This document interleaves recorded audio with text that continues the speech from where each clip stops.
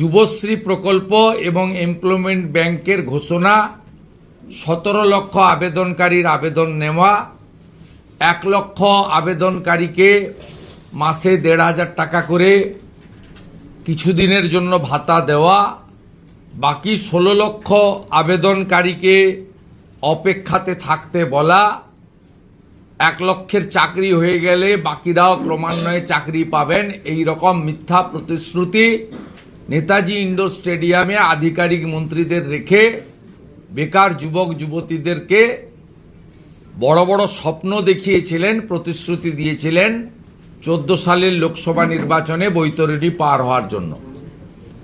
সেই যুবশ্রী প্রকল্পের মৃত্যু ঘটিয়েছেন এই মুখ্যমন্ত্রীর নির্দেশে তার অর্থমন্ত্রী ডক্টর অমিত মিত্র, যিনি 17-18 অর্থবর্ষ থেকে এই যুবশ্রী প্রকল্পে কোনো বরাদ্দ রাখেননি এবং এমপ্লয়মেন্ট ব্যাংক তুলে দিয়ে 17 লক্ষ আবেদনকারীর যে আবেদন ছিল সেই আবেদন কোথায় গেছে, কেজি দরে বিক্রি হয়েছে না অন্য কিছু হয়েছে না পুড়িয়ে ফেলেছেন আমরা জানি না। এই 17 লক্ষর তালিকা আমাদের হাতে আছে, আমরা তাদের প্রত্যেকের সঙ্গে সম্পর্ক করব এবং তারা তাদের অভিজ্ঞতার কথা জনমানসে তুলে ধরবেন ক্রমান্বয়ে। নির্বাচন যত আসবে এই সরকার যে চাকরি বিরোধী, শিক্ষিত বেকার যুবক যুবতীদের বিরোধী, এই সরকার কেবলমাত্র টাটাকে তাড়াননি, সরকারি চাকরি শিল্পায়নের মাধ্যমে বেসরকারি চাকরির অপমৃত্যু ঘটিয়েছেন, সেটা সবাই জেনে গেছে। এবং জেনে যাওয়ার কারণে যে প্রতিষ্ঠান বিরোধিতা গোটা রাজ্য জুড়ে হচ্ছে, আমরা করোনা কালে মাননীয় প্রধানমন্ত্রীর দেওয়া শ্রমিক স্পেশালের মাধ্যমে দেখেছিলাম যে কত লক্ষ লক্ষ আমাদের বাড়ির যুবক বন্ধুরা ভাইরা পেটের টানে সংসার চালানোর জন্য ভারতবর্ষের বিভিন্ন রাজ্যে তারা পড়ে আছেন, তাদের থাকা খাওয়া তাদের নিদারুণ কষ্টের মধ্যে তারা পড়ে আছেন।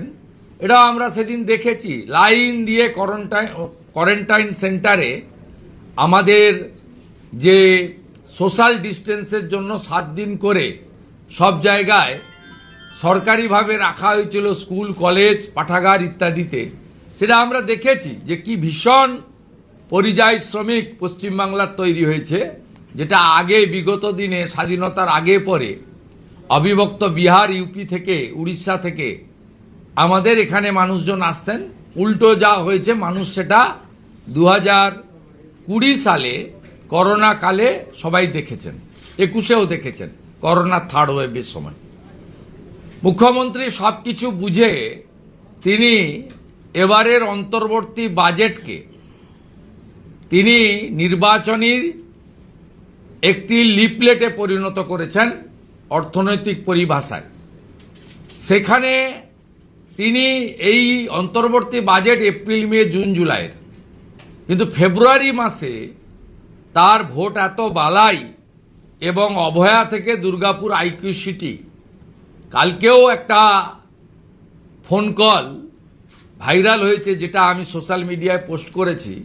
পূর্ব মেদিনীপুরের কাঁথি 3 ব্লকে একটি গ্রাম পঞ্চায়েতের তৃণমূলের মহিলা প্রধানকে পঞ্চায়েত সমিতির সভাপতি বিকাশ বেচ তার কক্ষে ডেকে তাকে শারীরিক নির্যাতন করেছেন, যেটা গতকাল পূর্ব মেদিনীপুর জেলার এসপি ইনচার্জ, যাকে মুখ্যমন্ত্রী পাঠিয়েছেন, মাননীয় মিঠুন দের চেম্বারে সালিসি সভার মাধ্যমে নিষ্পত্তি হয়েছে।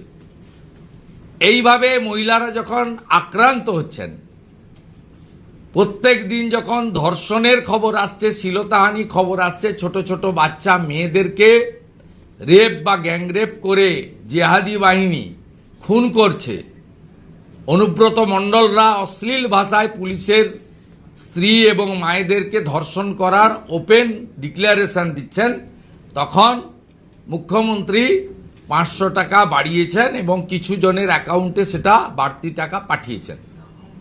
এটার সঙ্গে ভোট অন অ্যাকাউন্টের কোনো সম্পর্ক নেই। এটা সিম্পলি অ্যাডিশনাল বাজেট ডিক্লেয়ার করে ফেব্রুয়ারি মাসে ডিক্লারেশন দিতে পারতেন, কিন্তু অর্থনীতির এবিসিডি মানেন না।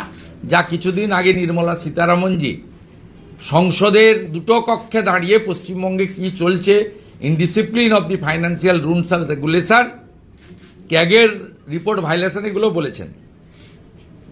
এরপরে আগামীকাল থেকে একটি বড় নাটকের জন্য বাংলা অপেক্ষা করে আছে।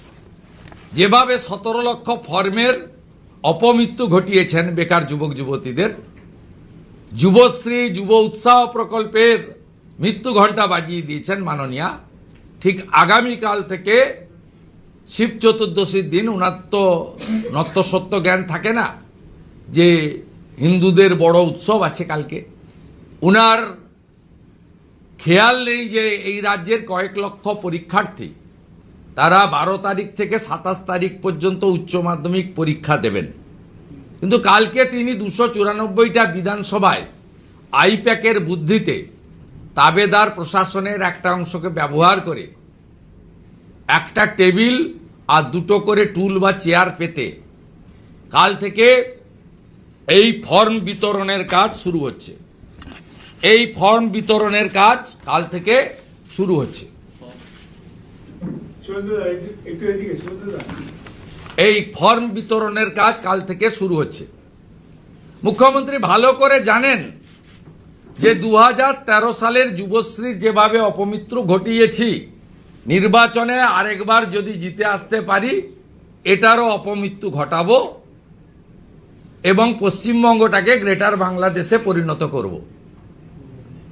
এবারের অন্তর্বর্তী বাজেটে চাকরির পার্টটাকে ক্লোজ করে দেওয়া হয়েছে, কারণ মুখ্যমন্ত্রী কোনো ঝুঁকি নিতে চাননি।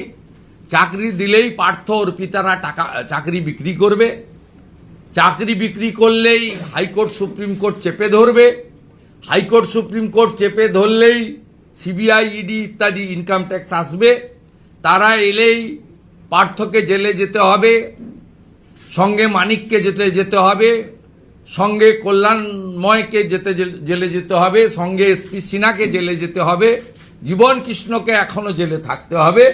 তাই তিনি এবারের অন্তর্বর্তী বাজেটে সম্পূর্ণভাবে চাকরির প্লাটটা ক্লোজ করে দিয়েছেন।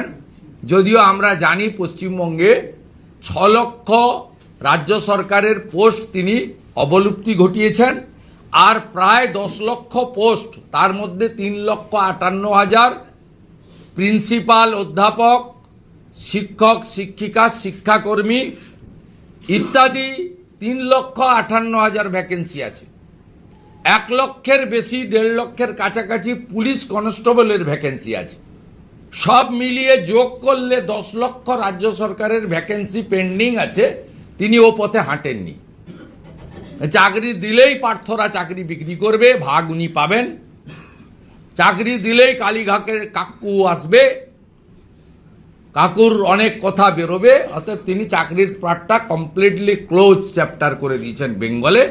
আগামীকাল থেকে টেবিল চেয়ার পেতে লম্বা লাইন পড়বে, আইপ্যাকের ক্যামেরা, চটি চাটা এক শ্রেণীর মিডিয়ার ক্যামেরা ঘুরবে, তারা মুখ্যমন্ত্রীর প্রশংসা সূচক বক্তব্য দেখবে যে অন্তত আমরা তো কিছু না হোক এটা পেতে চলেছি। ইতিমধ্যে জলপাইগুড়ির এক নেতা ঘোষণা করেছেন যে দিদি আর যাই হোক আপনাদের জন্য গুটকার খরচটা অন্তত ব্যবস্থা করে দেওয়ার পরিকল্পনা করেছেন। তাই প্রথম প্রশ্ন আমি করি রাজ্য সরকারকে, 2013 17 লক্ষ আবেদনকারীর ভবিষ্যৎ কি হলো জানান আপনি জনগণকে। তার তালিকা প্রকাশ করুন, তাদের মধ্যে কতজন চাকরি পেয়েছে শ্বেতপত্র চাই। এক।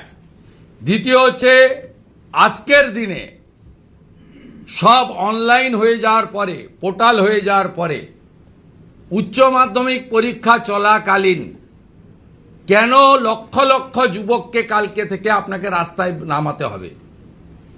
আপনি কেন অনলাইন পোর্টালের মাধ্যমে আবেদন গ্রহণ করছেন না? এটা আপনার পুরনো চাল।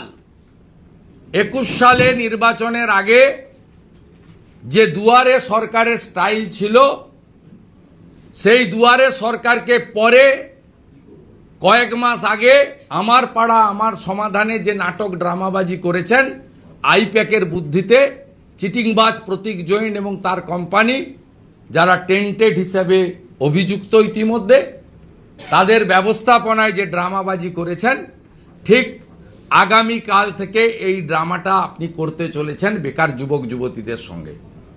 আমি পশ্চিম বাংলার বেকার যুবক যুবতীদের বলবো, যে যেখানে পারেন দলে দলে যান ফর্ম ফিল আপ করতে, নিশ্চিতভাবে যান এবং সেখানে পশ্চিমবঙ্গ প্রদেশ যুব মোর্চার যে পোস্টকার্ড আমি একটু পরেই সোশ্যাল মিডিয়ায় দিয়ে দিচ্ছি, এটাও ফিল আপ করে দিয়ে আসবেন, এটাও দিয়ে আসবেন। চাকরি চায় বাংলা, চাকরি চায় বাংলা, এটাও দিয়ে আসবেন। আমি আরো বড় করে রিপ্লিকার মাধ্যমে এই দুটো দেখাচ্ছি, একটু পরে সোশ্যাল মিডিয়াতেও পোস্ট করে নেব।